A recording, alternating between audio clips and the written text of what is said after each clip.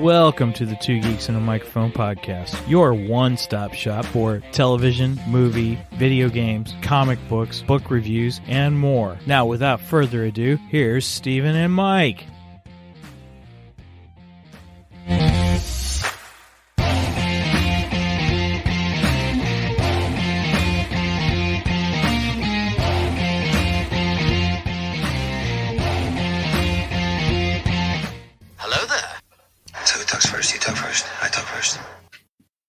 And here we are, everybody. Welcome to the Two Geeks and a Microphone show. We are so glad that you're joining us here today. And man, what a special day it is. I am your co-host, Mr. Stephen Buster, along with the one, the only, Mr. Michael Shanks. Mike, say hey to everybody. Good morning to all you geeks out there in Geekdom Land. And we are excited about today's show because why? Because we are talking The Batman. We are revisiting The Batman. And since it came out on HBO Max, and we thought, let's redo this. We've got our great podcast friends, the three Geeky Dads, with us, and which is very exciting. Mike, you want to introduce the dads with me, please? Yeah, I would be pleased to. We have the unholy trilogy plus one of all things geek, the three geeky dads. We got Brien, Derrick, and Tito with us today. Unfortunately, Mark couldn't be with us because I believe Mark is at a convention promoting his new comic book. Is that right?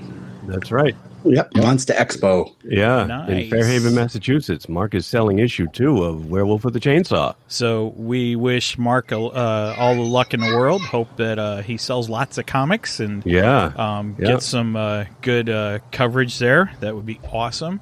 Mm-hmm. We're all going to go down and see him sometime this weekend. The show runs today and tomorrow. I think it's today until 7 and tomorrow until 4.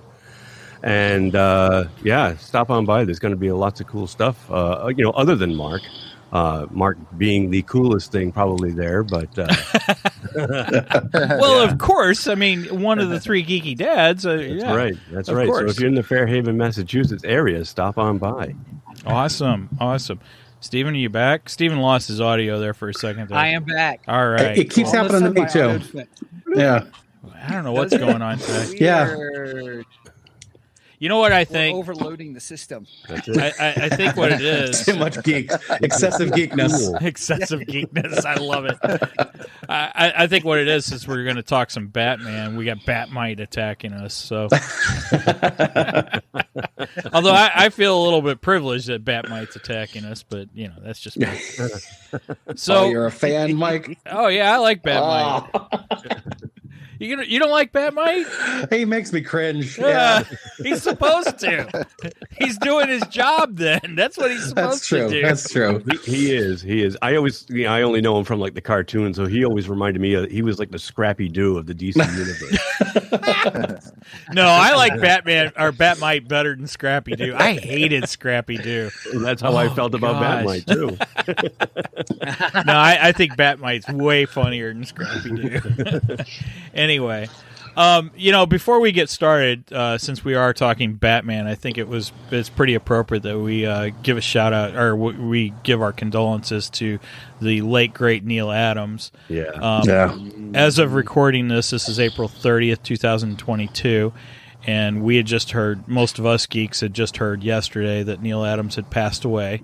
He was 80 years old. Neil Adams was a force to be reckoned with in the comic book industry. He was amazing. He was responsible for a lot of the iconic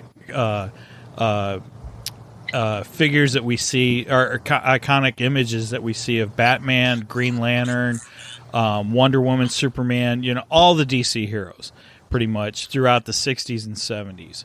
I've always been a fan of his Batman. I love the look of it with the blue and the blue and the gray. Yeah, it's just so iconic looking, and the big pointy ears. I really, really like the big pointy ears, and I love his logo. But Neil was amazing, and he is definitely going to be missed. One of the things that I remember. Neil did an interview, and I was trying to remember what podcast I listen to so many podcasts, I lose track of who's on what. But who's on first? Yeah, who's on first, exactly. But Neil was on something, and he was telling a story how many years ago, I think in the early 70s, he was in DC headquarters walking down the hall, and he comes across an intern who is shredding original artwork. Oh my God. Yeah. Why? And that's what Neil said. Neil's like, "What are you doing?" And he goes, "I was told to get rid of these, that these need to be shredded." And Neil goes, "You get your effing hands off of those until I go talk to somebody." He goes, "Because if you touch one more, I'm going to punch you in the face." Wow. Yeah, Neil. Wow. Neil was something else. And from what I understand, it took a lot to make him mad. Yeah, I think it did. I was reading yesterday, when I heard the news that, somebody, and I forget who was talking about him in this article, said that they met him at a convention, and this woman knew nothing about who he was. But Neil sat there and listened to whatever story she was telling, and he wasn't like full of ego, where he's like, you don't know who I am. Why am I listening to you? No, he sat and listened to this woman's, tale or whatever. Right. So I agree with you. Yeah, it took a lot to get him angry. Exactly. He just seems like that kind of guy. And I could see why he'd be angry over that. I mean, he's an artist, and absolutely. To watch artists work just get shredded. Yeah. So he was furious, and the thing was back then, an artist would submit his work, and the comic book company, they basically owned it. They could keep it. They could do whatever they want with it. Yeah. So if they decided they weren't going to use it, they were getting rid of it. It was out of their hands. Creators didn't have the clout that they have now. Exactly. Back then it was all in the hands of the corporate masters. And Neil was a driving force behind creatives keeping their original work so that they could turn around and still use it and sell it and make money off of it, even if the comic book company isn't. Yeah. And that's basically what was going on. Neil was also he really drove hard for the creators of Superman, Joe Shuster and Simon. What is it? I can't think of the second one.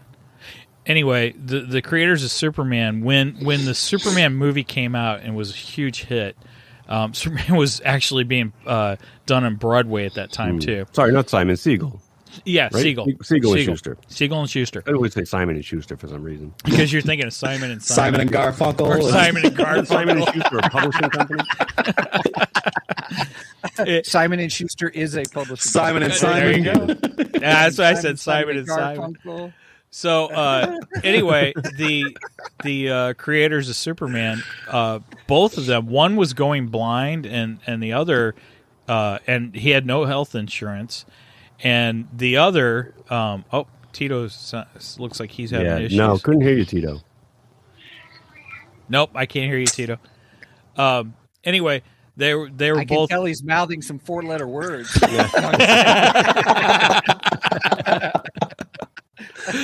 Oh, too funny.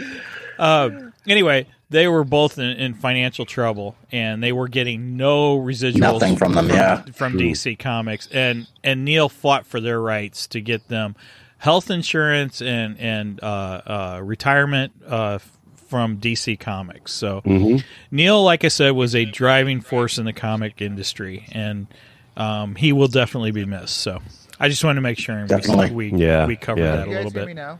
Yes, there he is. Yeah. Welcome back, Tito. All right, I was screaming Jerry Siegel into my headphones. Tito doing his job. We just can't hear him. Oh, and Mark did pop into the chat. Oh, did he? Yeah. Yeah, I saw that. Oh, yeah, there he is. So, good morning, Mark. All right. Neil Adams has that great Ali Superman issue that I've been trying to get my hands on for years. Yeah. And it's probably going to be like 5 times what it was worth yesterday. Yeah. So I'll probably never have it. Probably. You can look at it on the DC app, though, I think. Yeah. And Tito, you did say that you won't read a physical comic anymore anyway. Oh, no, so. I don't. I got the app, so I have to. Right on. precious. Awesome. I always have issues with that DC app, though. Yeah. Do you really? Yeah, I last night I was trying to read some, and I kept as you'd end an issue, you'd go to swipe to the next one, and the whole thing would just freeze and shut out. I'd have to restart the app repeatedly. Whoa. Oh, Yeah. I have that problem, although every time I try to get on the app, it tells me that I don't have it.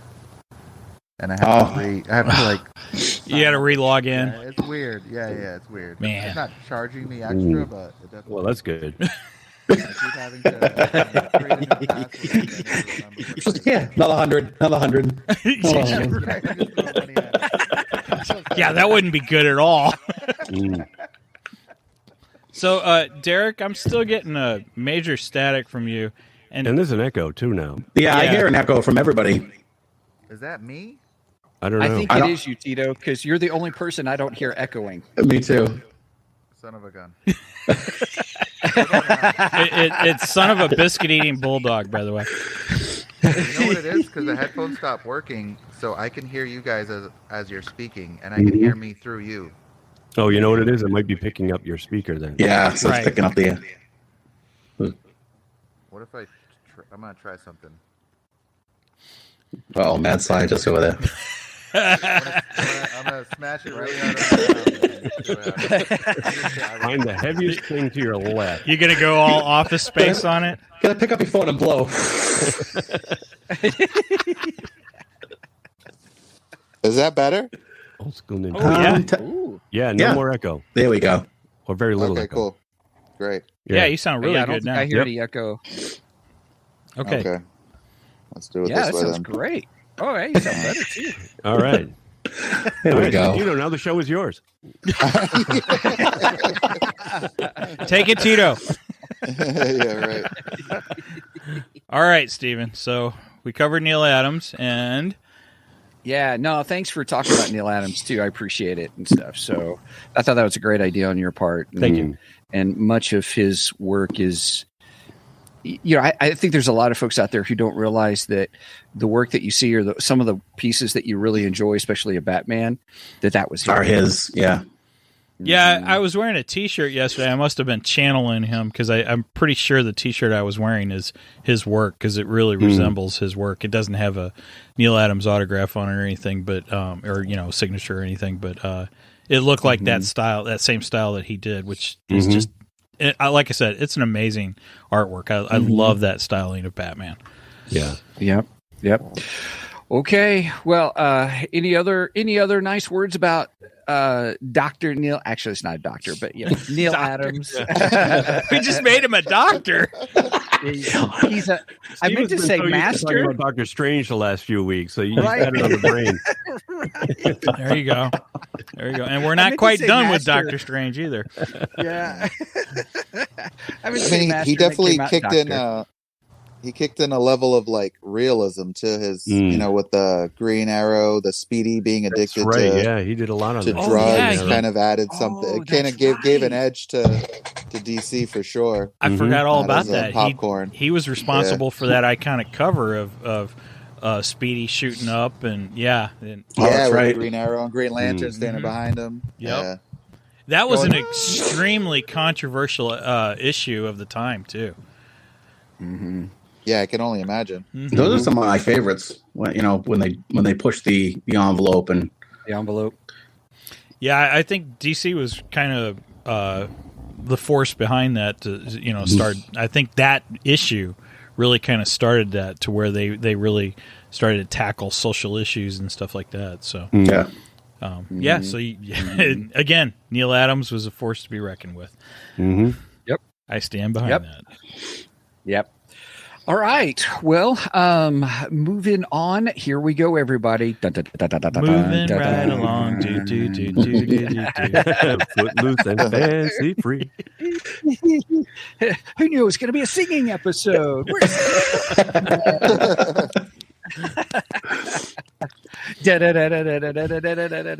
Batman. All right. Which that?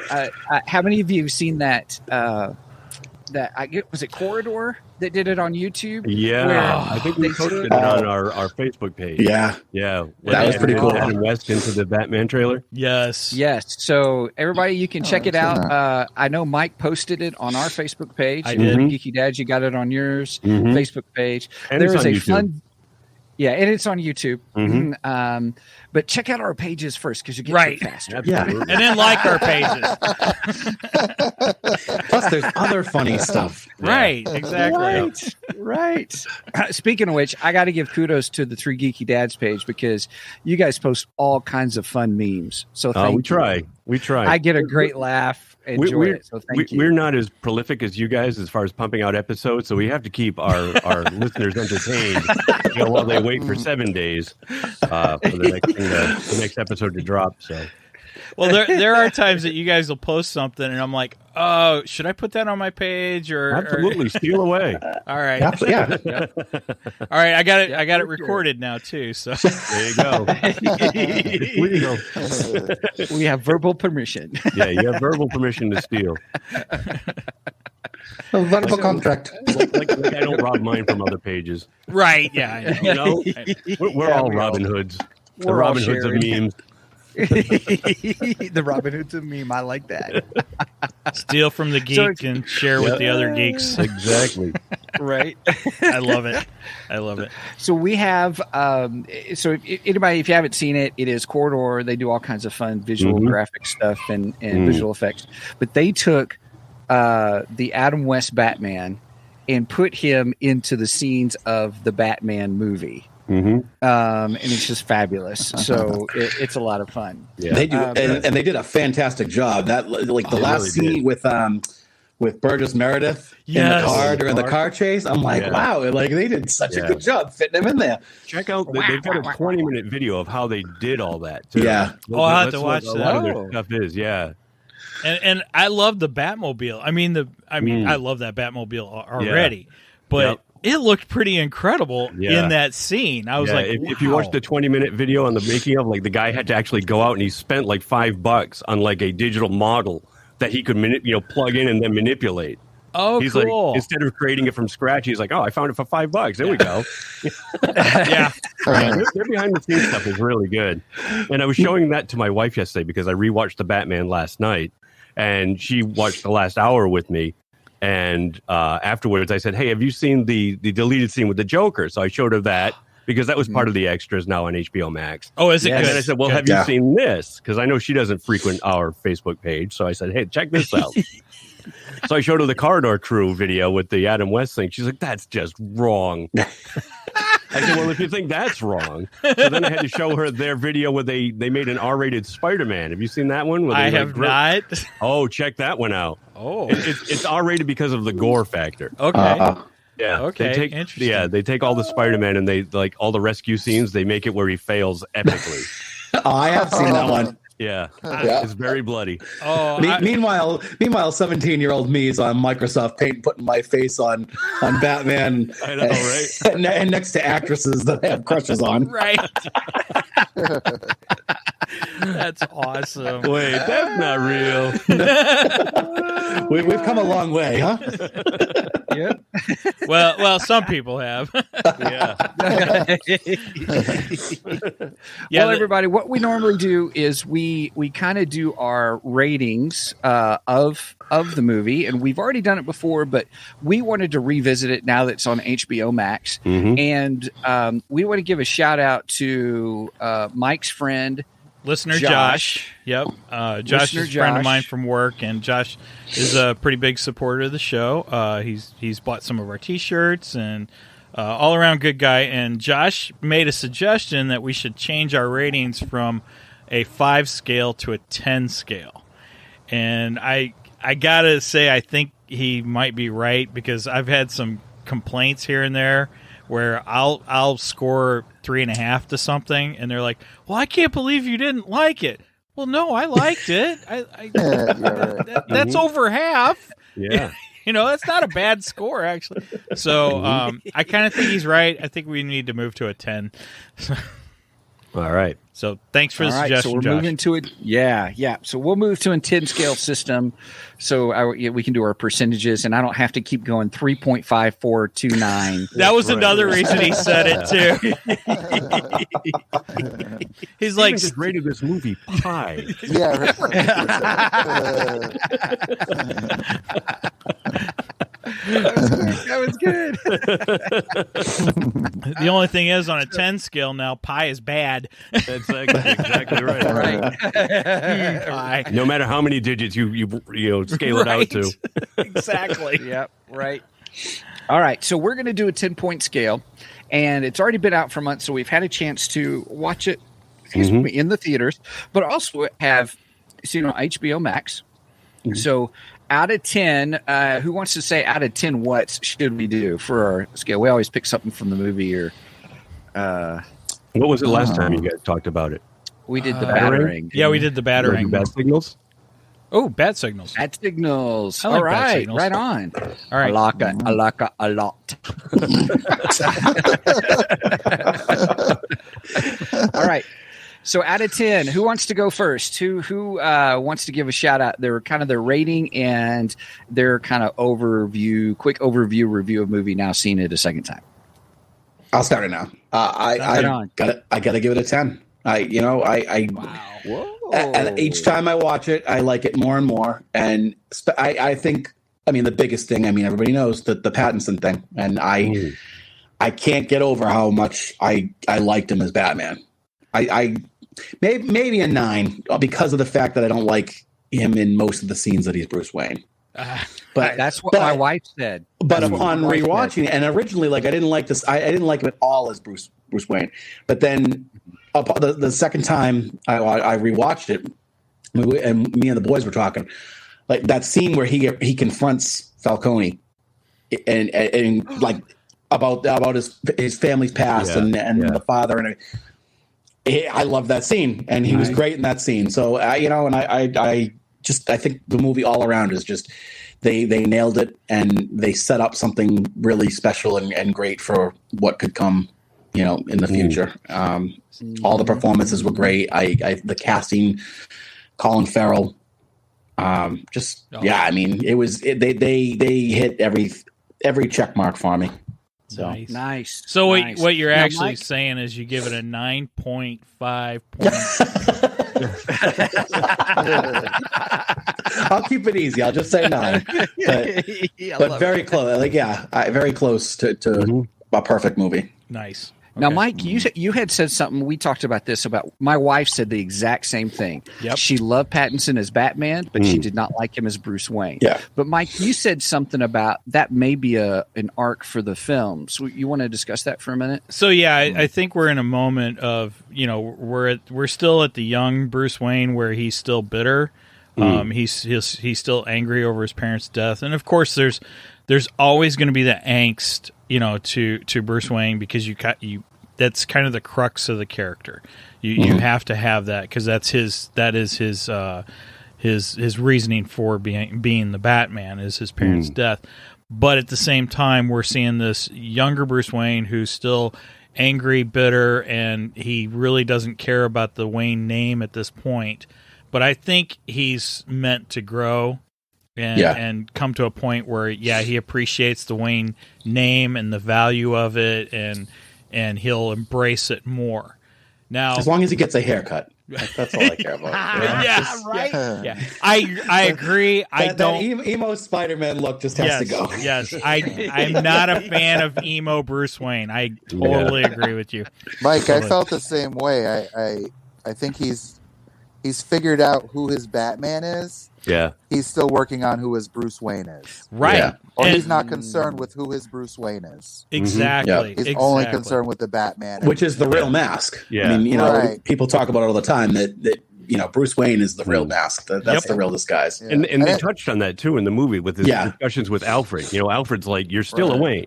You got to act like a Wayne, and I think for me, the thing with Bruce Wayne for me has always been, I think I've always measured my Bruce Waynes up to the animated series Bruce Wayne, and he's nice. There's a certain there's just something about that Bruce Wayne that I've just like that. I think that's why I liked Ben Affleck so much, because Ben Affleck really he is that style of Bruce Wayne, and as much as I respect Robert Pattinson now, he doesn't feel that. I don't get that feeling from him, but. Yeah, we'll see what the future brings, because in all fairness, this movie wasn't called The Bruce Wayne. Exactly. That's right. Yeah, and that was one of the good things too. That's another awesome thing about this movie, is that they focused on him as Batman. In the past, you see it, and I don't know if it's because people didn't want to. It's a lot of work to put him in the costume, but you don't. You spent the majority of the time as Batman, and there were just a few scenes with Bruce Wayne. So it was nice to see Batman take front and center. Well, that's what I said the first time I saw it. It was a little jarring, because Bruce Wayne, that persona doesn't even show up until about 45 minutes into the movie, when he's finally out of costume. And it was a little odd seeing without the cowl on. Yeah. It was like, oh my God, that's right. He's got another identity. For me, the first time I saw it, it was a little like, oh yeah, that's right. He's in this too. Which I think is another reason why it caught me. It caught me off guard, because I started the movie really enjoying it and thinking wow, the Batman, he looks awesome and he's kicking butt, and then it wasn't until he took the cowl off that I was like, oh yeah, it's Pattinson. and that fear of the whole fear that I had was that I would be distracted by how much I didn't like him at first. Right. And it didn't. He didn't take me out of the movie. So you were very vocal from the time you announced that. I know. But I've made multiple public apologies. No, I know. And it's I've retracted all statements. That's what we'd all been waiting for, was how is Derrick going to feel when he finally sees this movie? And wow. Brien, I've watched a bunch of his movies since, and I do. I think he's a great actor. He's versatile, and you now own all the Twilight movies. No, that'll never happen. I might own some other movies. That Cedric Diggory lives. Oh my gosh. Brian's never going to let you live this down, dude. No, he won't. No, I think it's awesome that he's come, done a complete 180 on it. Because I was really, really waiting for him to I say him like he's not in the room. Technically, you're not, but right. For Derrick to say, really pick it apart, I really hated him for this, and really be nitpicky, because I know how much of a Batman fan he is, and I really knew how much he hated Robert Pattinson going into this. So I just think it's fun to hear him talk about, almost gushing about Robert Pattinson. No, I mean, I'm man enough to you are. admit and to apologize and all that stuff. Not many people are. And a lot of people don't like to admit when they're wrong, and I was wrong. And you're wearing your Twilight t-shirt, right? No. Yeah. It's Red Hood. Oh, okay. Red Hood, love it. All right, enough about Robert Pattinson. Tito, what's your rating? I'm probably going to give it 8 Pattinsons. On the scale of 1 to 10 Pattinsons. I'm going to give it 2 Edward Cullens, 8 Pattinson, and 1 Lighthouse. A couple of Cedrics. I'm never going to live this down. No, never. It's too much fun. Mm-hmm. You know what? The time still kind of gets me on this movie. A little bit, like that 3 hours. Yeah. I agree I haven't been able to watch it in one full sitting. I did last night. Yeah, I haven't been able to. And I always stop at the same point, right? When Falcone dies. Oh, okay. Gotcha. Yeah. The first time I saw it, it just stuck with me. I was like, oh, you could probably end the movie here and be fine. That's like the first Lord of the Rings ending. Yeah, right. And then there's a couple more endings after that. Right. It could have ended in Minas Tirith, but they just kept pushing it. But it's phenomenal. I mean, Catwoman took the ring to Blackgate. Are we basing this on just like comic book films in general, or just like when you do your ratings? Like, I guess I'm thinking like of all the Batmans,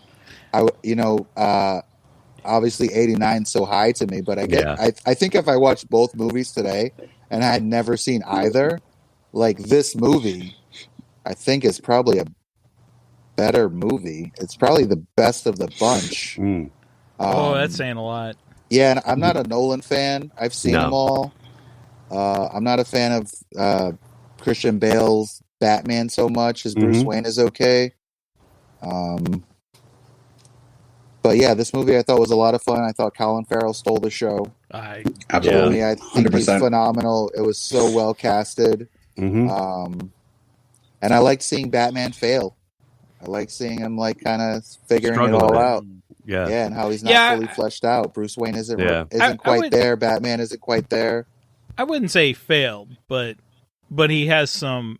He struggled. He has some learning moments. Yeah. He has some goofs for sure on the way. Like Yeah, and when he tries to land, when he's parachuting. Yes, in the flying squirrel suit. Yeah, right. I love that actually. That's amazing. Yeah. No, I think that's that good, cool. Tito. I like your thoughts on that. Cool. Yeah, it's nice that sometimes they always show his scars in movies. Like they'll show Bruce Wayne at home taking his shirt off, and you'll see all the bruises and stuff. And it's nice to see how he actually got them. Right. True. Right. It's true. Well, he has that moment in the beginning when he comes across that gang and all. And granted, he's kicking butt in there, but he's also taking some. He's taking some shots. Yeah. Well, he's taking on like 12 guys at once. Right. You know? Yeah. I mean, did you guys ever read the Legends of the Dark Knight comic book? No. Legends of the Dark Knight was kind of a year one, but it was an ongoing monthly series, and it was all the beginnings of Batman. And this to me felt a lot like the Legends of the Dark Knight. In fact, I'll bring up something about that later. In fact, but Brien, let's move on to you. Yeah, I'm going to give it an 8.5. Nice. That's a solid score. I totally agree with you. And contrary to what you guys, I watched it again yesterday all the way through, and I think the runtime gets, for me, feels less and less of a struggle the more I watch it. Does it? Yeah. Like even when we saw it in the theater together, a month or so ago, it didn't bother me. It didn't feel like 3 hours to me. And yesterday, maybe it's because I started it early, because I'm old. I can't watch movies late because I fall asleep. So I started it at like 5:30, just before supper time, and it finished at 8:30. And then the nurse came in to give me my to change his catheter, and he has a gentle touch, Derrick. Oh my gosh. No, I liked it. I think that the casting is perfect. There's not one miscast person in the movie. I love the detective aspect of it. I like that it's more of a noir movie. He's figuring things out as he goes, and it's highly rewatchable for me. Gotcha. I can just, this is like one of those movies where, like, if I, not that I have cable anymore, I'm one of those cord cutters, but if I was like channel surfing, if it was on, I would stop and watch it from wherever it was, it's good. It's really good. And I can't say that about like the Nolan movies, like even the one with Heath Ledger. It's not one that I find myself revisiting. The Dark Knight movie. See, I love the Dark Knight. It's a good movie, but like Tito, I think this one's superior to 89 and to the Nolan film. No, I can't put it above. No, I mean, I'm with you, Michael. I like Dark Knight, but I'm in agreement with Brien. I don't go back and watch it as often as I thought I would. Yeah, because from how much I did enjoy it, sure. I don't really. Like, it's not the first one that pops to mind. And if I was to be in the mood to watch a Batman movie right after this, I'd probably rewatch the 89. Batman as opposed to... No. Yeah, 89. 89 too. I would watch 89. Yeah. Yep, okay. Steven. Well, here first, I want to give a shout out to Zig. Zig's chatting. Cool out there. Hey, Zig. Zig from Nerdery and Murdery. He said it needed to be that long because then he said some stories are an hour and a half and some are 3 or 4 hours. Mm-hmm. And I'll have to give. I would say so. My score, real quick, because I'm going to lead into this whole timing of it all. My score, I give it 9 out of 10, which I think is a better score than what I gave before. Because rewatching it again, I was like, this really is a fun film. The noir aspect of it, the 3 hours, I didn't feel like I had to get up and pee again, watching it a second time.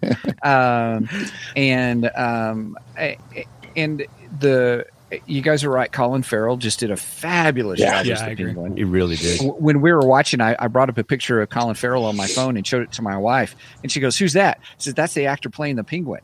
She goes, "That guy?" I said, "Yeah." So, well, did you see that post I made comparing Danny DeVito Penguin and Colin Farrell Penguin? I did. I mean, actually, if you look at the design and the makeups, they look very similar. Actually, they are. Yeah. I was amazed to see, side by side, how close they actually look, but yet they're so different too. Yeah. Well, they're really both pretty comic accurate. Like there has been the kind of Danny DeVito top hat, all that look. Yeah. But then I mean, and Farrell's is my personal favorite version. I've always when years ago, when they were kind of rumoring bringing back the Penguin for something, I wanted Bob Hoskins, and I based that desire on the movie. What was it? Oh, Unleashed. Unleashed with Jet Li. Bob Hoskins plays this Cockney kind of gangster that keeps Jet Li as a pet. As an attack dog, he's like his slave, and he sicks him on people. Wow! Well, but the gangster that he played, I'm like this is him, and it was very reminiscent of in the Arkham series, how he's portrayed in the Arkham video game series. That look. So when I saw when Colin Farrell, that's what he looks like, and I love that style of Penguin, that type of Penguin, the gangster. I agree. Now, is that the one that's going to be an HBO series then? That's what I've heard. The Colin Farrell Penguin. So I'm assuming it'll be his now that Falcone's gone, it's going to be him building up a criminal empire of his own. Gotcha. Yeah.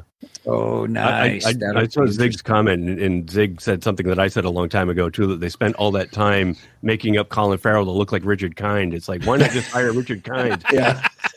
And we had said that on our show, wasn't it? I think you guys did say that. Voice. Yeah. That's hilarious. Oh, my God. So I don't want my Penguin to sound like Richard Kind. Yeah. Yeah. Nice. Who's your friend? Bing bong, bing bong. All right, Steven. Sorry, I interrupted you in the middle of yours. Oh no, it's great discussion. No, Sorry, I love Steven. this. I love this. So no, it was good. I have to agree with you guys though on the aspect of, we've already discussed it, so I'll just say it briefly. I loved him as Batman, Robert Pattinson as Batman. I will, based on your guys' conversations, I will wait for the second movie to pass judgment on his Bruce Wayne then. Yeah. Because let's see what he does with his Bruce Wayne. If it's part of the reason you don't like it is because it's the beginning of a character arc for who accepting the Bruce Wayne family aspect of it. So I appreciated your guys' conversation on that. I would watch it again. I love the Batmobile. I really enjoyed the Batmobile because it showed him his mechanical engineering mind as well. And I enjoyed that. So I really, and then there's the parachuting off the thing. I'm like, yes, nobody's going to live off of that. Right. Right. Yeah. I just love, and even my wife said, doesn't he like heights? Is he afraid of heights? Because when he goes to the top of Gotham PD and he's on the edge, he goes, whoa! Right.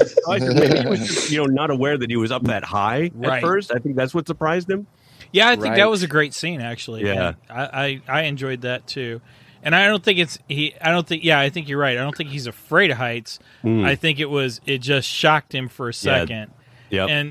But again, I think that's gonna be a character arc Just like the whole, as I joked, the flying squirrel suit. Yeah. Which I absolutely love that scene too, because that shows that he's still learning. You know, he's still learning. He's working out the bugs. That very well may have been the first time he used that tool and jumped off something. And he did try going under a bridge. And, it didn't quite work. Right. He probably should have practiced that a little bit. Right. That was his first time out. Here's a good time to try this. On the fly. No pun intended, Stephen. Right. So anyway, I thought it was good. Second time around was better for me. And it was enjoyable to watch with my family who had not seen it. My wife Kelly had not seen it. So to watch it with her was good to hear her question and go, well, what's going on here? What's going on here? I said, just wait and see it and stuff. But she had some good insights and she really enjoyed it. Good. She really did. So awesome. Which was good. All right, Mike, it's all you. All right. So second time watching it. I still agree with you, Derrick. I think the runtime's still a little too long. But I did make it all the way through this time, and it was kind of a miracle that I made it through because I actually watched it in the bedroom, laying in bed, and usually I do that, and I'm gone, right there with you. So I actually made it through.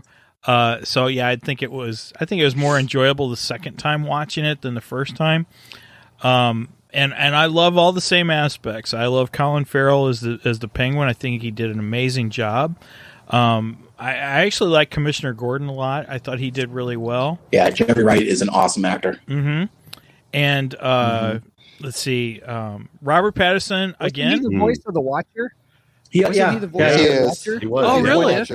Oh, cool. So he's a crossover. I thought I recognized that voice. Nice. I agree. I like Robert Pattinson's Batman better than Bruce Wayne, but I do stick with what Stephen and I had discussed in the fact that we are seeing an early Bruce Wayne and we are seeing a development arc with that side of the character. So I will give it I'll give it a chance, just like Stephen said. I do want him. No, I think that was insightful on your part because that helped me. But go ahead. I do want to see him move away from emo Bruce Wayne. I don't care for him. Agreed. As far as the Batmobile just as goes, long as he doesn't go into hipster Bruce Wayne. We don't want that either. This is true. I'm sipping craft beers, growing. I don't know if growing a great big bushy beard, right? Yeah, that's going to look weird in the Batman costume too. They're going to know who he is right away. Right, exactly. Hey, aren't you Bruce Wayne? Nope, totally different. Right. No, here, let me put these glasses on. Sorry. Yeah. Now you won't recognize me at all. No, but I agree with most of the aspects of what you guys were saying. And however, I'm not a fan of the Batmobile. And again, I love hot rods. I mean, I really love hot rods, but I don't think of the Batmobile. And I know this is the early version, and I get it. I just look at that car and I'm like, I don't see the Batmobile, and it kind of drives me crazy. Yeah. Well, in the comics though, didn't the Batmobile? It was just a regular sedan that he drove around. Yeah, in the 40s. Special. Yeah, exactly, in the 40s. I know. But I mean, this is supposed to be his origin, updated for today. But at least he put a giant bat head on the front of it. Exactly. Yeah. Otherwise, it would just be a mobile. Oh, Angie just told me it's okay to be wrong. Hey, that's my saying.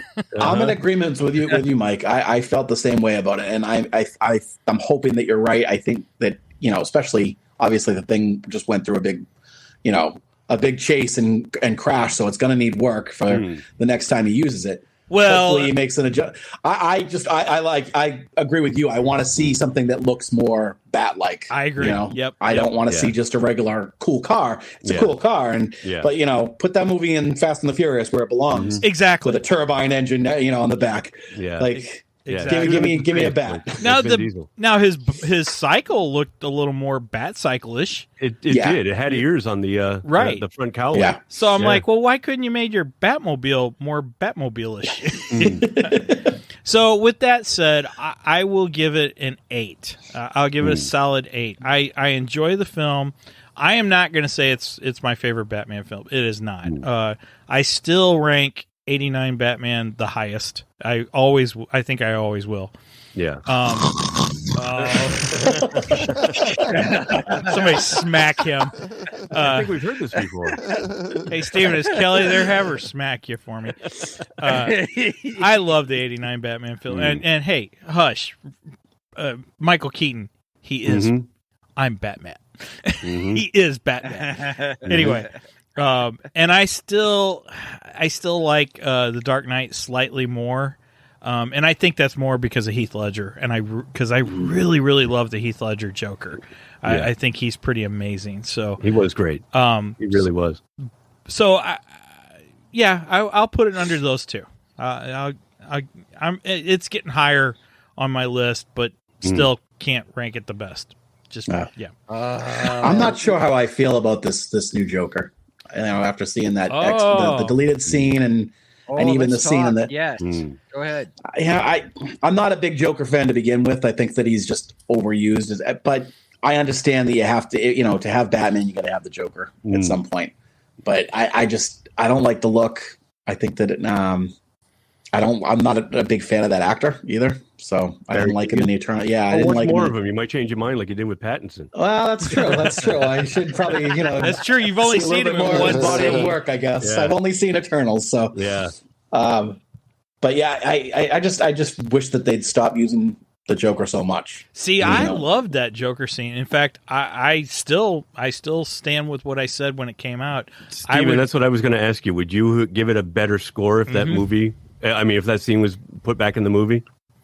Because I would. I would too. It should have been in the movie. Let me say that. I agree. I agree. It was a fantastic scene. And I like the way that they edit it too, like in the the deleted scene section where it shows where it would have been inserted, like after he's talking to Gordon in the morgue, and he has the card, and that's when he's like, I gotta talk to somebody about this. He sees him looking at it, like, and it says for the Batman. He's like, well, why? Why am I being dragged into this? So he goes to talk to the Joker about who is this guy? Yeah. I need your perspective on it. Yeah. I like it's the whole Hannibal Lecter thing. Yeah, I did too. And I like that aspect. Now here's the thing, Derrick. I agree with you. Without the deleted scene, I was just like, "Are you serious? You're going to shoehorn and throw in the Joker?" No, I was really upset about it. And that's why I think that scene should be in there. I agree. But I don't know how I feel about that Joker yet. I agree with you, Derrick, on that. But I do like the Hannibal Lecter. Yes. Yes. I prefer Joker in Arkham Asylum. Like any of the Asylum stories, and even like the video game. Like that's what I'm kind of hoping that this is going towards. That's where he is in this movie. Yeah, and like I like that use of the Joker. I still just don't necessarily. I don't know if I like the look and the feel of this particular one, but I do like when I as far as Joker stories, I'd rather not see him in Gotham causing chaos. I'd rather see him causing chaos behind the scenes. So, and I'm kind of hoping that that's what they're varying. Like, and that last tag scene did kind of like he plays with people, he manipulates, and so I'm hoping that so obviously he's kind of toying and pulling the strings of the Riddler. I'm hoping to see him do that more if that's what they're building towards. I was going to say the same thing, Derrick. I would have liked to have seen the deleted scene back in the movie, and then maybe even move that, like not so much like tack on to the end, but as an end credits thing, where like all of a sudden we go back to Arkham and the Riddler's all distraught, and he's all upset because he thinks he failed, and the Joker is telling him, hey, everybody in Gotham likes a comeback story. Yeah, and that turns him around. I love that. I love that. And he says, you just need a friend, and he's like setting up the pieces, for the next one. or maybe even the one further down. Yeah, I would love to see like an Arkham Asylum game version, like instead of taking over Arkham, he like starts pulling strings with all the other inmates, and they take over the place, and it's like it's a siege. When we were talking about it the other night, someone said like the Raid. I want to say I think Dan, our friend Dan Bacon had mentioned like he wants to see the Raid Arkham. That would be cool. Goodness, that would be awesome. Yeah. I love or Judge the last Judge Dredd movie or Dredd with what's his name? Carl Urban. Carl Urban. Nice. Where it was basically him and his sidekick taking on an entire apartment building full of criminals and dope heads and whatnot, and you could focus on like this first one was a good detective story. Sure. There's multiple aspects that Batman's known for. There really is. Martial arts, detective work, inducing fear. This one, could be his stealth, like the stealth movie where he's creeping around, he sneaks in and he's going to infiltrate and take people out and basically turn if the Joker has turned the inmates crazy and loose, it's Batman's job to, put the fear back in them and subdue them. Yeah. So all I got to say about the Judge Dredd part is finally somebody knew what to do with Cersei Lannister. Yes. Drop her out of building. Drop her out of the building. Right. So sorry, the same actress, Lena Headey, was the bad guy in Dredd. She was Cersei Lannister in Game of Thrones. Sorry for those that may not know. Next to me, the biggest Joker fan I know is my brother-in-law Roger, and he liked this Joker. So I'm sorry, Roger. I'm sorry. I wondered with this one because he looked so scarred and still looked like he was still healing. That, gosh, that event must have just happened. Yeah. Or you know what I'm saying? It couldn't have just happened. And a year later, right? When he came to see him, he said it's almost coming up on our 1 year anniversary. Anniversary paper. And so he's been in Arkham for the better part of a year, and he's probably still healing. So he must have been really messed up, right? Going in. I liked at first. I wasn't sure, and I watched the scene several times. And the more I watch it, the more I really liked him, and I'm like, I want to see more of this Joker. I think he's interesting. A little different than anything we've seen. That's the thing. It's a little refreshing. Yeah. I'm hoping that they don't obviously that scene makes people wonder, okay, so how did he get there? What happened? What was the fight like? I don't care. I don't want to know. I don't want to show me. Don't show me that. I don't care. You want to move forward. They threw him in post all that. I agree. Skip that. I agree. Well, we skipped all of year one, and I was thrilled with that. Year two. We're in year two, so I don't think they'll go back. I really don't. I think we're moving forward. I don't think we'll see anything. That's another refreshing thing about this movie is that they took out a big chunk of the things that are so overdone. And you mean like the Waynes getting killed? Yeah, exactly. Thank God there was no crime alley. I just that was one of the best things about this movie was that we didn't have to sit through another rendition. I don't need to see the Waynes getting killed again, and I don't need to see Peter Parker getting bit by another spider. Exactly. I was going to say that too. They did it right with the Tom Holland Spider-Man by bringing us. He's already Spider-Man. They don't even touch on Uncle Ben. Yeah. It's already there. We know all that. That always upset me about Spider-Man. What the retelling of his origin every time? I need Uncle Ben every time. It's his driving force. It's the thing that drives. By the way, the character or the rice? I was going to say. To make up for the new one, Tito sits there and eats a big bowl of rice while he watches it. Tito was at Walmart last night in the aisle crying over an Uncle Ben's rice box. A box Uncle of Ben. Rice. I always need Uncle Ben. I'm always going to come back to that joke. It's a box of rice spilled all over the aisle.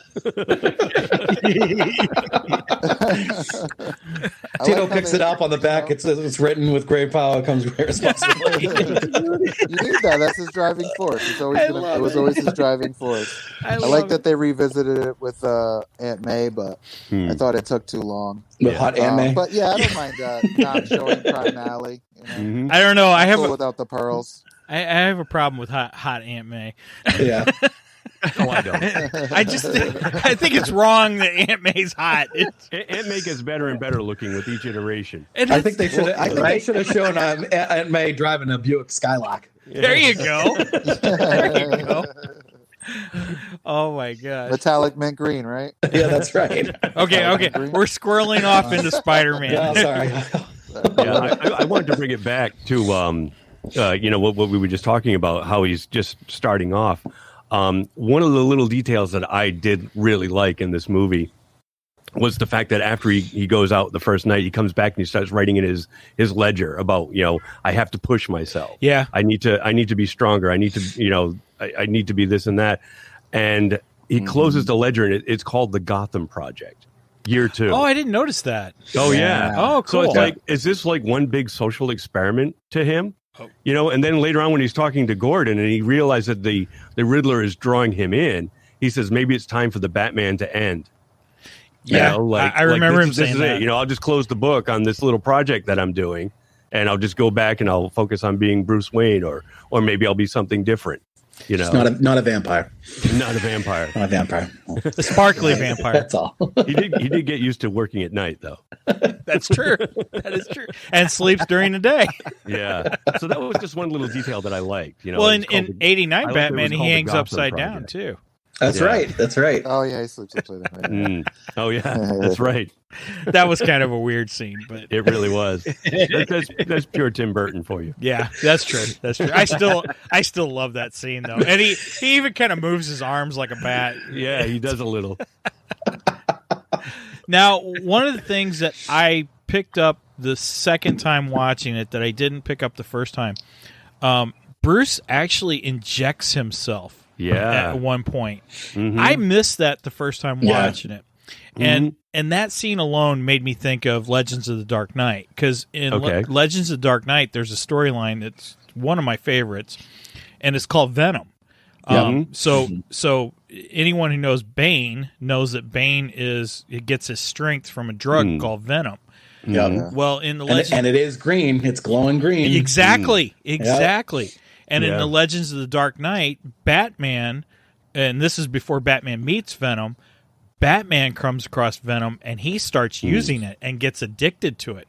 So wait, that wasn't liquid kryptonite that he was injecting himself with to make himself as strong as Superman? Right. Yeah. That way he kicks Superman's butt.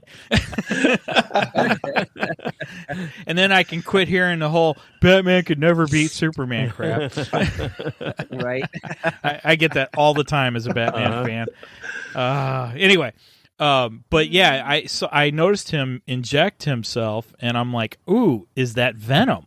And and I'm like, oh, so we could move into our Batman 2 discussion, because it was just announced that they green-lighted the sequel. Forward. Yeah, they're moving forward.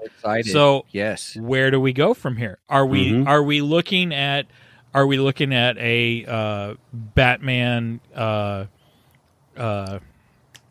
trilogy? Well, I'm sure we are looking at a trilogy. Yeah, definitely. No, Silence of the Lambs. Are we looking at Batman Silence of the Lambs for the sequel? I would like that. Keep revisiting the Joker in Arkham. How do I deal with this Scarecrow guy? Right. Yeah. Oh, Scarecrow would be great. Yeah. That would be cool. Yeah. Oh, I heard Two-Face. No. Two-Face. Oh, Two-Face would be cool. Two-Face. Gotta do Two-Face right. Exactly, because I think that was the problem with the Nolan movies, was they rushed Two-Face, and then they killed him off too quickly. Two-Face should have been in part 3. Set him up in part 2. He's such a great character, and there's so much there's so many stories you can tell with Two-Face, especially like if Bruce Wayne is going to start getting more involved in Gotham, then you've got to build the friendship with him and Harvey Dent, and where he's, now you're going to have Oswald Cobblepot and more crime, like he's going to kind of go after that. There's more that you can do, and especially with, the look of Two-Face in Dark Knight was fantastic. Yeah. But like Brien said, very underused. He was gone in a flash. It just felt rushed to me. That was my problem with the Dark Knight. With how good they made Two-Face, Penguin look, I want to see what they've got. Sure. Yeah. Sure. Yeah. I like how they go ahead, Tito. I almost don't want to see it get too. I don't want to say silly, but you could do a Two-Face that isn't overly like. What was the actor in The Dark Knight? Aaron Eckhart. Aaron Eckhart. Like that was very like okay that guy probably isn't walking the streets. Like that's a bit of an over without a hoodie on. Exaggeration. But I would like characters like that. Maybe Scarecrow, but maybe not with like a fear toxin. Yeah. That gets too kooky. Keep it, I guess, grounded a little bit more in reality, which is what this film seems to want to do. Gotcha. I like the idea of revisiting Arkham and speaking with the Joker. I hope it's not Venom, because then that means that he's already tangled with the Joker. He's tangled with Bane. But not necessarily. Not necessarily. Because, like I said, in the Legends, he made the Venom. Then do what? Then, like, how does he get the Venom? Who, Bane? I mean, if that is Venom, maybe in this one, maybe in this done a universe, lot more. Batman's the one who created the Venom for himself, and Bane somehow gets his hands on it and overdoses. I feel like that strips the whole idea of this like early Batman not really being like really good at what he does just yet. Yeah. If he's been able to like get this Venom thing, but also take down the Joker at a certain point. Maybe it took him a full year to get the Joker out. I can see what you're saying. If he's using, I want to keep him. If he's using the Venom, it kind of takes away from his aspect of moving forward, because he's relying on a drug to make him better.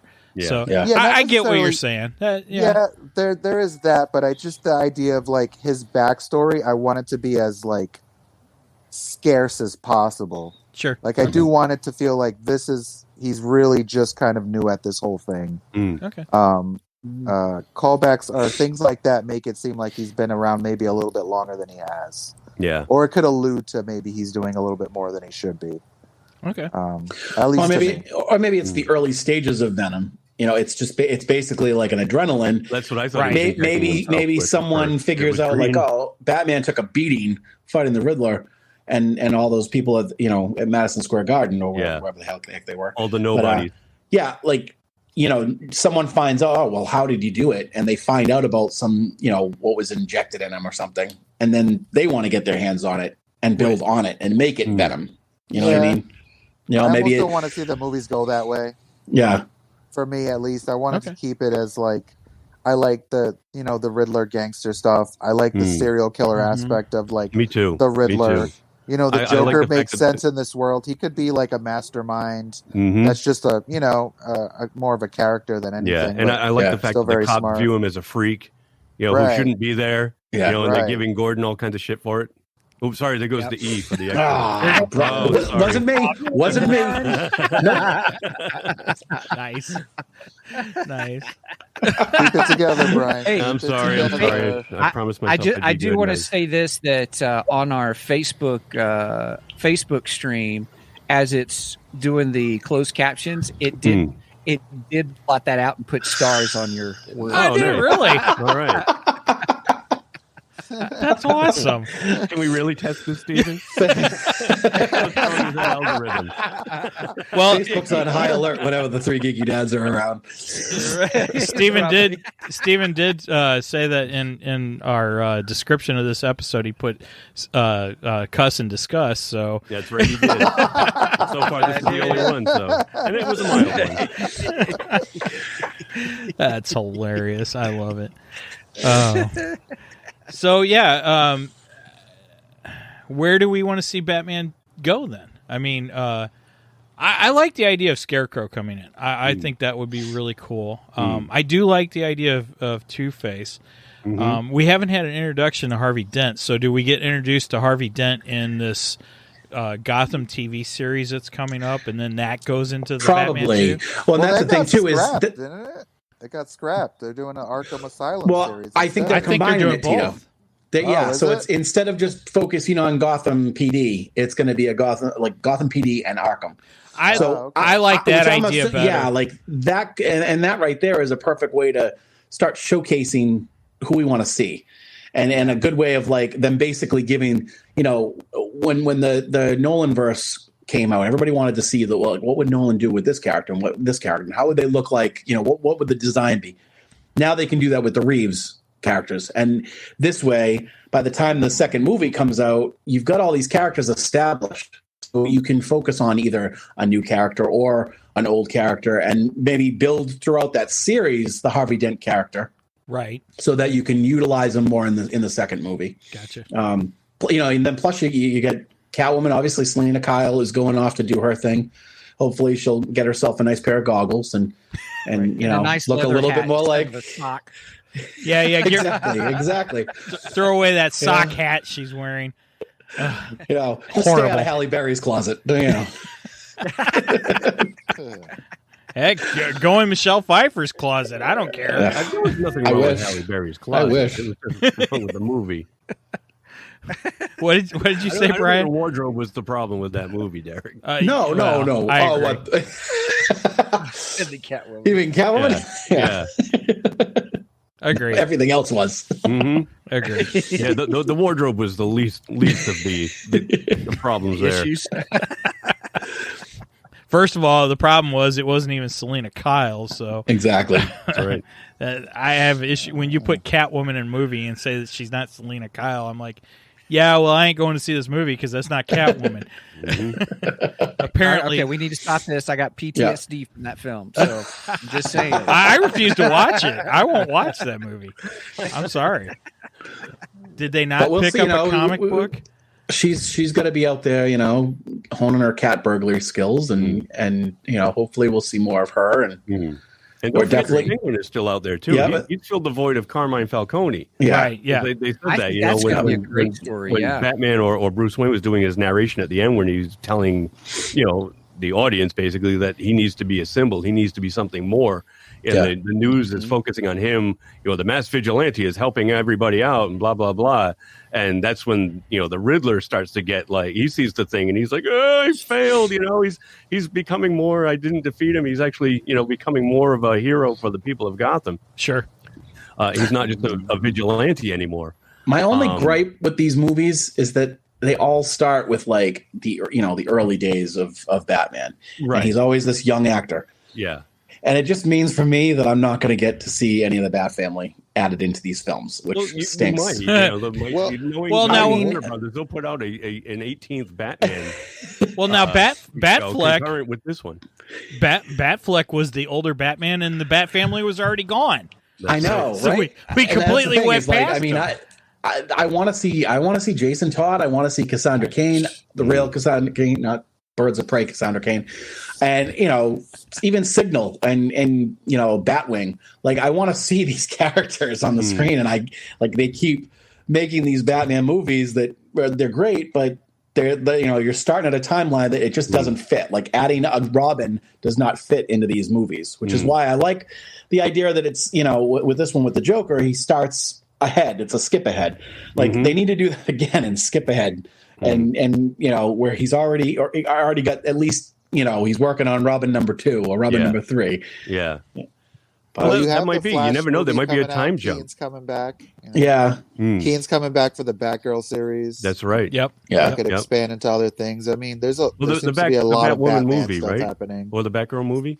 Yeah. I think it's it's the a movie. Batgirl movie. I'm sorry. Yeah. I thought it was But it's going to be exclusive on HBO Max. Max. I heard that Keaton was signed for 3 films. One is The Flash, the other is Batgirl, and I don't know what the third one is. Hopefully, Batman Beyond. That's what I'm hoping. Yeah. Yes. Yeah. Well, I just read that is it the CW? They just canceled that Batwoman series. Yeah, I just read that too. Thank God. Tomorrow. I didn't watch that anyway. I watched I didn't watch first, either of them.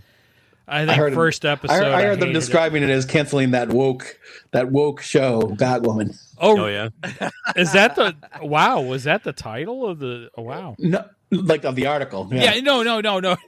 not the show. Oh, that would be hilarious. I might actually watch that one if they titled it that way. Okay, gotta stop. I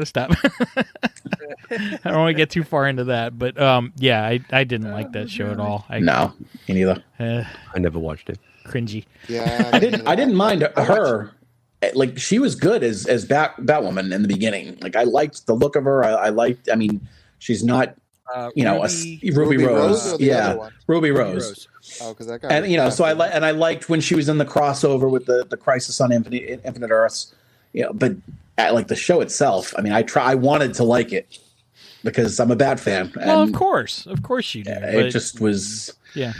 I couldn't even make it through the first episode. It was just a little. Derrick, I know you love the Bat family, but it's all too much for me. Like, well, there are a lot of them. There's so many. Yeah. Like, how many people can this guy screw up? I'm just trying to help. Yeah, right. He's got to pick a different way. He's got to not. When is he going to adopt somebody and make them just like a business partner at Wayne Enterprises? Send them to school so they can become lawyers. They become the next Lucius. Just be normal people. Well, and I think with Signal, with Duke, he's kind of, it's more like that. Duke is probably the at least so far in the comics, he's the most normal of the kids, and he's part of the family, but he's kind of looking around like these people are so dysfunctional.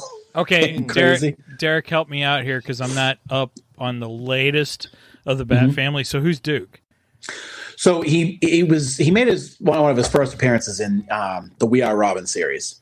Okay, and he becomes he becomes friends with them, and he ends up joining the family, and he's a. What do they call them? Metas, because they're not mutants in DC. Yeah, that's right. Yeah, metahumans. Yeah, the metahumans. So he has. I understand that term of meta. I don't understand Tito's meta. You guys' term of metas. My head about exploded in that episode. I'm like, I still don't know what the hell meta means. We're talking about this being an elevated Batman. But he's exactly. It is an elevated Batman. Oh my God! Here we go. Elevated meta. But yeah, Duke. God, I'm old. He's the newest addition to the family, and he's the only one that really goes out during the day. So he's like the daytime shift. He's the Bat family. He's the day walker then. He's the day walker, exactly. But. He's cool. I like him so far. Cool. Yeah, and his name is Signal. They call him Signal. Signal is his code name. He wears like a big bat signal. He's got some type of. I still don't really understand his power.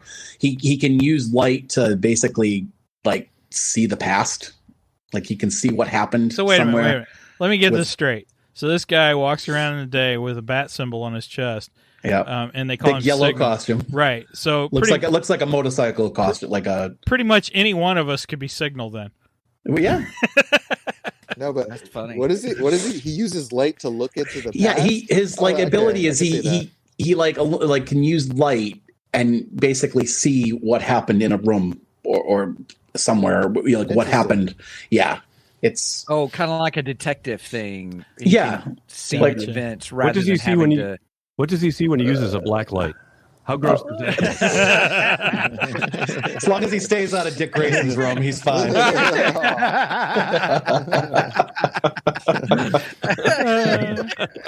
He stays out of motels. He just stays out of motels completely. Dick does get around, doesn't he? Of course, so does Bruce. So I do think it's kind of funny that Batman would be like, "Oh, Signal, I'm sorry, man, but I got to put you on day duty." No, I don't put you on day duty. Well, he was part of the team, the Detective Comics run a couple years ago, where Clayface and Spoiler and Orphan, which is Cassandra Cain's newest title. Them and Signal were like the team, the core team, and Batwoman. It was a big run. Stephen, when you said that, I used to work in a truck repair shop, and it was a 24-hour truck repair shop, so they had 3 shifts. And I always remember the managers having to, the night managers having to have a meeting with the day managers, going into shift 1. Right. And so I just get this picture of Signal, have to have a little meeting with like Nightwing. Right. as he's finishing up shift. How'd it go tonight? Okay, great. Yeah, what am I looking at for the morning? Right. Yeah. When I was running Blockbusters, 25 years ago, we Yeah. always had the shift change, day shift. I was in the St. Louis area on the east side of St. Louis, Fairview Heights, Illinois. My wife actually worked with Steven at Blockbuster. Oh yeah? Yeah, for a while. Mm-hmm. Yeah. I worked at Blockbuster and Hollywood Video. Yeah, me too. You crossed the stream. I did. Tito's rented from Blockbuster, so that's his connection. Yeah, I was the closest I could get. spreading my geekiness everywhere I could, Right on, love it. I still owed Hollywood Video money when they closed. Yep. Those late fees will get you every time. Well, it's funny because I rented from them, right? And I returned it, and I knew I returned it late. So I went in and I tried to pay the fee. And I guess it didn't go through the system yet. And they're like, Okay. you don't have a late charge. I'm like, but I know I turned this in late. Well, you don't have a late charge. And then later on, I get a message from them saying, oh, you have a late charge. I'm like, screw you. I tried to pay it. You're not getting it. And I refused to pay it. And then they closed. All because of that $3.99 late charge. That's right. Yeah. Break the bank. I killed Hollywood Video.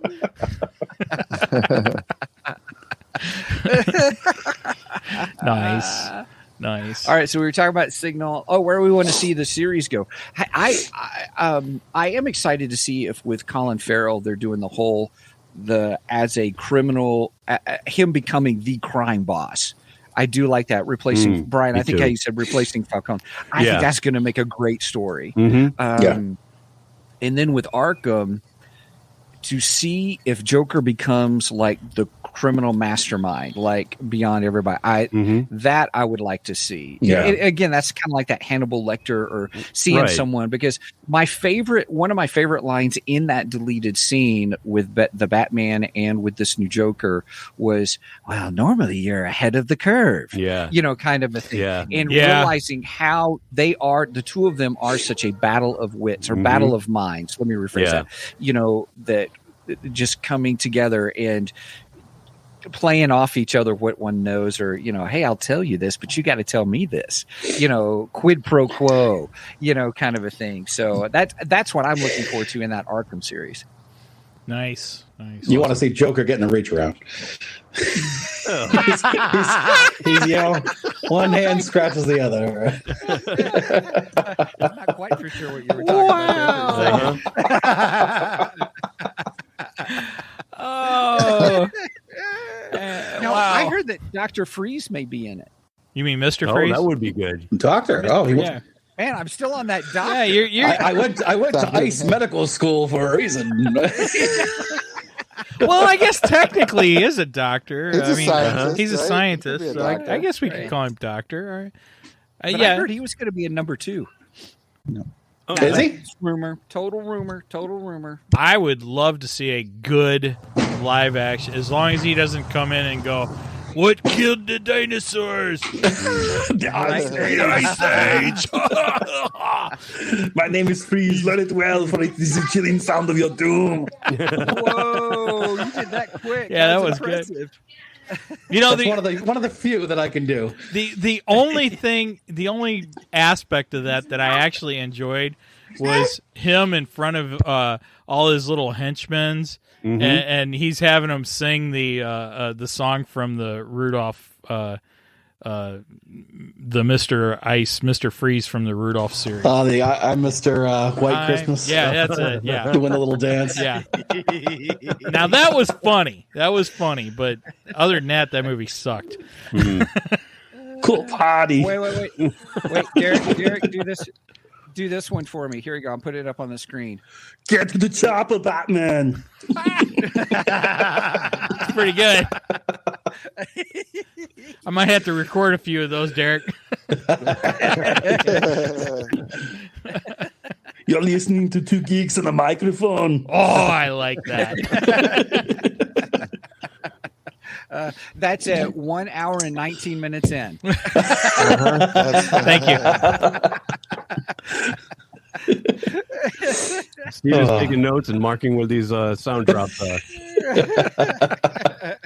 I would be happy to, guys. That's awesome. That's pretty good. Great. You'll have to get Mark and Brien to do Homer and Marge. Yeah. The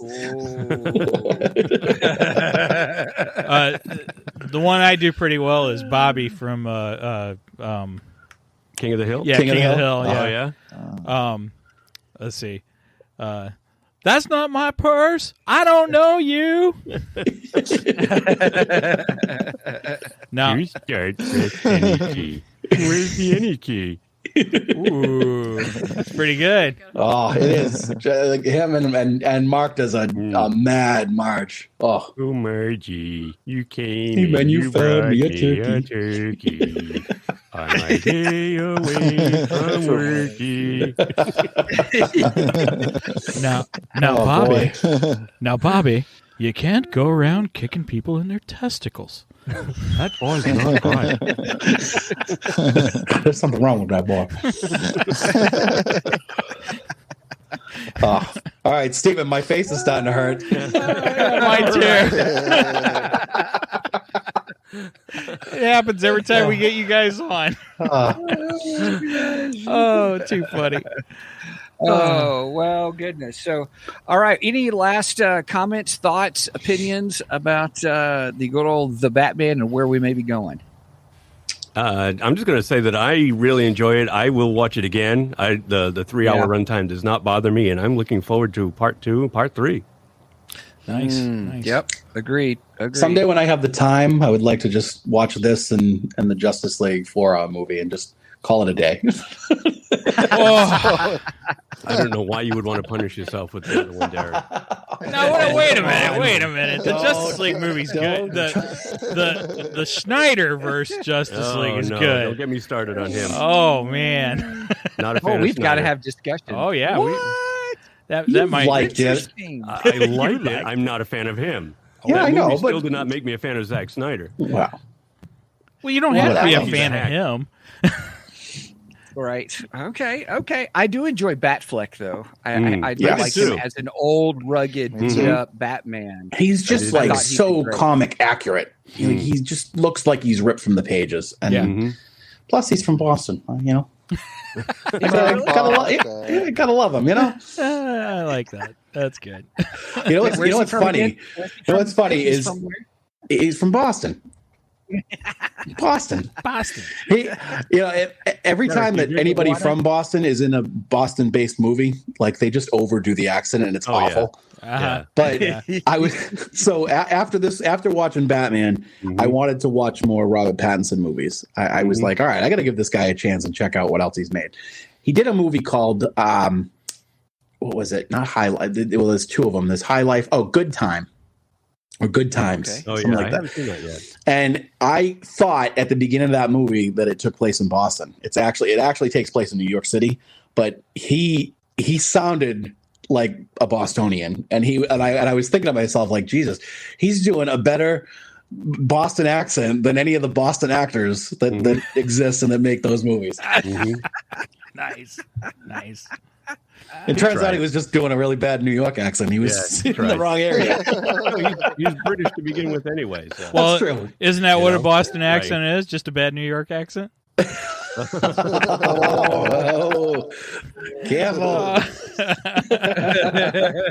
I'm from the Midwest. We don't have an accent. Well, we don't think we have an accent either. I hear it more in Derrick than I do out of you guys. Oh, yeah. I definitely have a heavy one. Well, yours Derrick can barely is speak thick. English. So. That's why it's so prevalent. I have a hard time stringing cohesive sentences together. Yeah.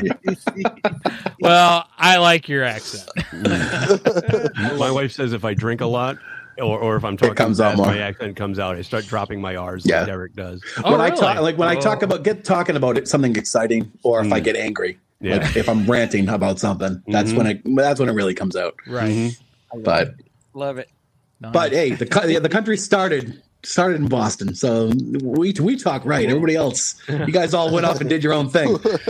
You talk right. We talk right. We talk right. I talk good and stuff. I talk good English. Yeah, Derrick speaks very good English. Me fail English? That's So wait, impossible. So Derrick, you're saying that your accent is much more better than ours. It is better. Yeah. Derrick would say much We got more one better. in. We finally got it in. Cheers. We got a drink. Oh. And my wife will cringe at me when she watches this. Right. Because she hates that. You say it too often? Yes. Yeah.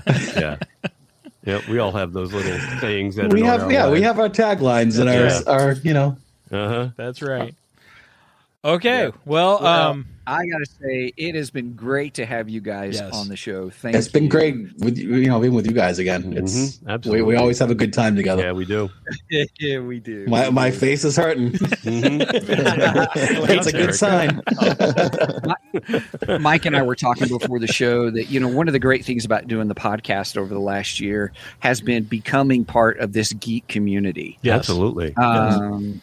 And making new friends. And man, we just really appreciate you guys and being a part of the show and just the laughs and stuff. Yeah. So thank you. I needed it. So thank you. This was good. There's nothing more fun than talking about the stuff that you're passionate about and that you enjoy with other people who feel the especially same. with like-minded people. Yeah, I think that's why this is cool. I think that's why this whole the geek podcast community that you were talking about, like it's huge.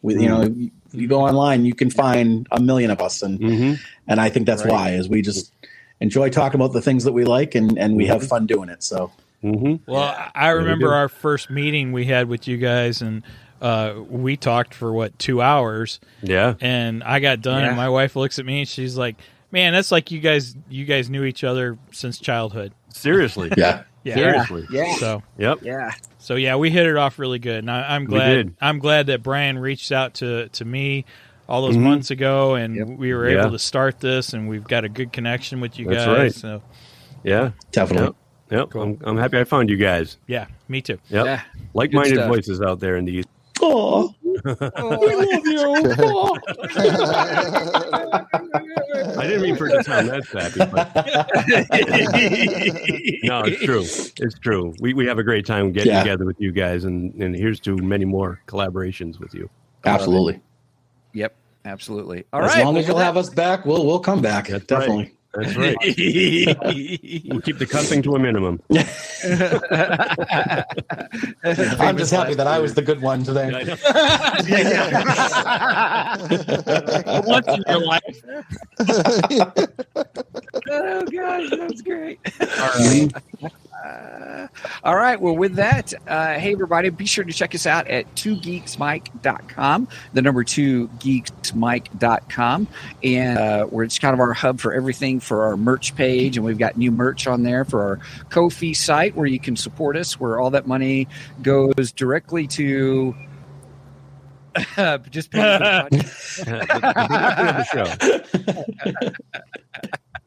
Steven's like, where does that money go to?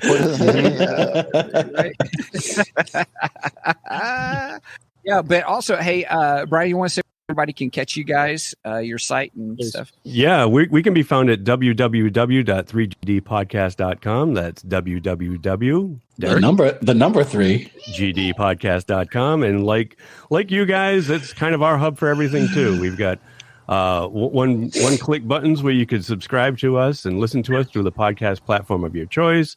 Our email page is there, and we also have a Ko-fi page that we kind of got the idea from you guys. So we encourage you to go out there and support our show as well. If you like what you hear, I didn't please. know you guys got a Ko-fi page. Awesome. Yeah. We got a we don't plug it as often because I keep forgetting. I don't have an Angie or a or Megan, prodding me to mention all these things at the end of our show. But I do my best. We'll have to add it to Tito's responsibilities. That's it. Oh, Don't worry, Tito. They'll up your pay. was supposed to tell him to send it to my Cash App. Angie says she's available for hire. All right, we're going to steal Angie away for a little bit. Speaking of Megan and Angie, they forgot to remind Steven of something. We also have our Discord page. Right. I always forget about that. Mm-hmm. And they usually remind you of it, too. Y'all are fired. Don't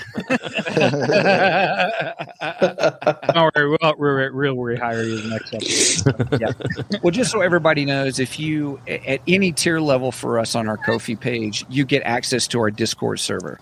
And in the Discord server is where we have our direct comments, chats, those kinds of things, and you get first priority on those if there's something that you ask a question or something to discuss. So we kind of are enjoying that to a certain degree too. So, yeah. Nice. Awesome. So just a couple things. We got Mike, it's all you. Upcoming. Sorry. we have some upcoming things going on. Steven's going to take a break for a couple weeks. And when Steven takes a break, Brien is actually going to fill in as a co-host for me. Nice. Thank you, Brien. Thank you, Brien. Anytime, guys. Thanks for thinking of me. Hey, no problem, man. Hopping from podcast to podcast with the frequency of a cheap ham radio. So next week, Brien and I will finish up Moon Knight because unfortunately Steven won't be available. At least I'll be on the road. So. Yeah, he'll be on the road. So we will finish up Moon Knight, and we are going to do House of M. So continuing the road to multi-madness, and then once Steven gets back, we will cover Doctor Strange with him. Awesome. And then for the second week that Brien will be co-hosting with me, and I'm making this official on the air, so hopefully he's still listening because he was in the chat. It will be three of us. We'll be doing a threesome. Ooh. Get ready. Between two geeks and a microphone, three geeky dads, and nerdery and murdery. That's right. The great Zig of nerdery and murdery. It's going to be a menage a TARDIS. Brien and I. What's that? It's going to be a menage a TARDIS.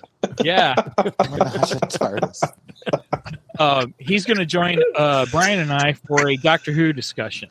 So if you're into Doctor Who, make sure and tune in for that. So he's totally got to name the episode that Menage a TARDIS.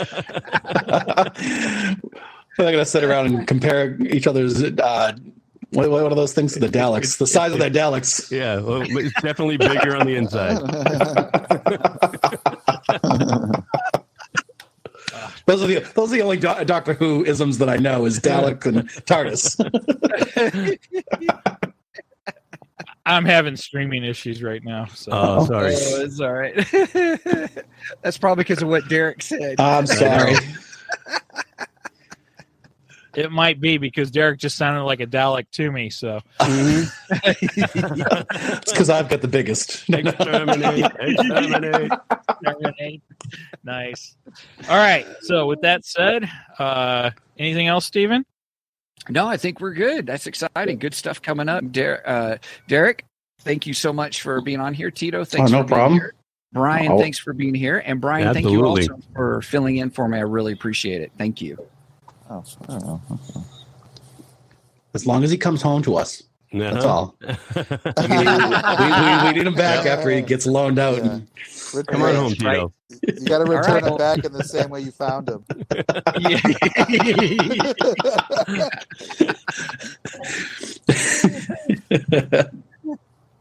Okay, yeah, my streaming is really, really bad now. So he's bad. All right, well, that sounds like a good time to end it then.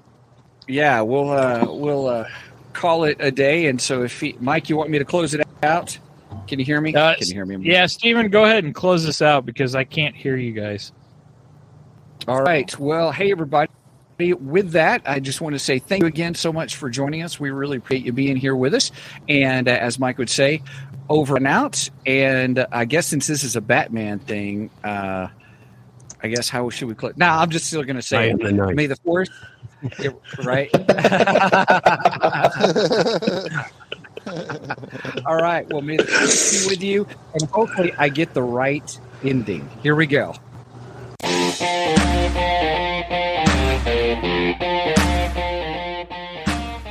Thank you for joining us today on the Two Geeks and a Microphone podcast. Tune in next week when we will have more news and reviews. Until then, may the force be with you.